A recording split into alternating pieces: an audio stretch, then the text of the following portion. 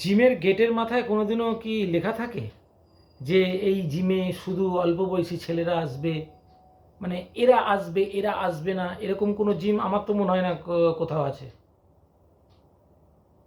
একজন বয়স্ক ব্যক্তি আমাকে কিছুদিন আগে জিজ্ঞেস করছিলেন, তোমাদের দেখে না আমারও এক্সারসাইজ করতে ইচ্ছে করে, কিন্তু আমি আগে করতাম, অল্প বয়স যখন ছিল, ভাবছি আবার করব, তা তোমাদের জিমে আমাকে নেবে তো, ঢুকতে দেবে তো? আমি এরকম ভাবছেন কেন, নিশ্চয়ই দেবে। বলে না, আমি এরকম একটা জিমে গেছিলাম, আমাকে বলল কাকু আপনার জন্য নয়। আমি বললাম সেটা জিম হতে পারে না, আপনি যেখানে গেছেন ভুল জায়গায় গেছেন। বাচ্চা থেকে বুড়ো সবার জন্য জিম, সবাই সেখানে গিয়ে কিছু না কিছু ওয়ার্কআউট করতে পারে। তো আপনি যেখানে গেছেন ভুল জায়গায় চলে গেছেন, নিশ্চয়ই করবেন। তো সেইটা নিয়েই বলছি, জিম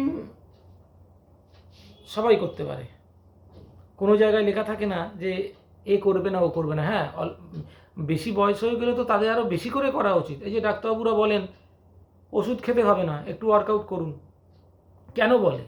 কতদিন ওষুধ খাবে? বেশি ওষুধ খেতে কারো ভালো লাগে? এমন জীবন তৈরি করবো কেন যে সারা জীবনটা ওষুধ খেয়ে বাঁচতে হয়?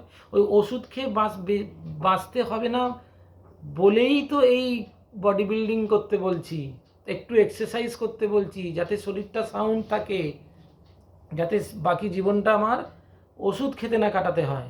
সেটা বড় মর্মান্তিক। এখন তো এই বাঙালিদের মধ্যে দেখি এটা বেশি, ওষুধ খাবে সারাদিন, ওষুধ খেতে বলো ওষুধ প্রচুর খেয়ে যাবে, একদম টাইম টু টাইম ওষুধ খাবে, কিন্তু সকালবেলা গিয়ে একটু ফাঁকা মাঠে একটু দৌড়বেও না, একটু হাঁটবেও না, কোনো ওয়ার্কআউট করবে না, কিছু না। একটা লোক সকাল 9টায় চাকরিতে বেরোচ্ছে, সন্ধেবেলা ঢুকছে। যারা কর্পোরেটে চাকরি করে তাদের তো টাইম বলে কিছু নেই, রাত্রি 9টা, এই সকাল 9টা থেকে রাত 9টা, নো ওয়ার্কআউট, শরীর কোন নো মুভমেন্ট। একটা লোক সারাদিন চেয়ারে বসে ওই কম্পিউটারের সামনে বসে কাজ করে যাচ্ছে, তো এমনি কিছুদিন পর সে মরে যাবে। একটা মানুষ যদি সারাদিন বসে থাকে সে তো এমনিই মরে যাবে, সে বেশি দিন বাঁচবে না। একটা মেশিনকে পুরো বন্ধ করে রেখে দিলে ও তো এমনিই জং ধরে নষ্ট হয়ে যাবে, মাঝে মাঝে একটু চালাতে হয়, সেইটাই হচ্ছে এক্সারসাইজ। এক্সারসাইজটা ডেলি রাখলে শরীরের কলকবজাগুলো ঠিক থাকে, ঘুম ধরে না। ওই না করলে জং ধরে যাবে, ঘুম ধরে যাবে, তখন জয়েন্টে জয়েন্টে ব্যথা আসবে, হাঁটতে গেলে বলবে ও, শুতে গেলে বলবে আহ, এই করবে, আর ওষুধ খাবে। হ্যাঁ, একটা বয়স্ক লোক একটা 26-27 বছর ছেলের মতো পারফরমেন্স দিতে পারবে না, ঠিক কথা, এটা বয়সের তো একটা ব্যাপার আছেই, কিন্তু তাকেও এক্সারসাইজ করতে হবে, সে এক্সারসাইজ করলে বেটার রেজাল্ট পাবে, তার অনেক শরীরে কমপ্লেক্সিটি চলে যাবে। আমি তো বলি বয়স্করা আরও বেশি করে আসুন, প্র্যাকটিস করুন। জিমে আসতে পারছে না, ঠিক আছে, ভোরবেলা মাঠে চলে যান, মাঠে গিয়ে দৌড়ুন, মাঠে গিয়ে হাঁটুন। এই যে ডাক্তারবাবুরা বলেন ডায়াবেটিস রুগীদের বেশি করে হাঁটুন, কেন বলেন? অনেক চিন্তাভাবনা করে তারা বলেন, যাতে লোকটা পরবর্তী জীবনে সুস্থ হয়ে বাঁচে। এক্সারসাইজ সবার জন্য, ওটা ভুল ধারণা, কখনো কাউকে বলবে না যে এর করতে নেই ওর করতে নেই। শুধু ইয়াং ছেলেরাই জিমে ভিড় করবে তার না, তা কিন্তু নয়, বয়স্ক লোকেদের জন্যও জিম, তাদের তাদের তাদের তো আরও বেশি করে আসা উচিত শরীর ভালো রাখার জন্য। তারা তো আর ওই বডি বিল্ডিং করবে, বিশাল চেহারা তৈরি করবে বলে আসবে না, তারা নিজেকে ফিট রাখতে আসবে বলে আসবে।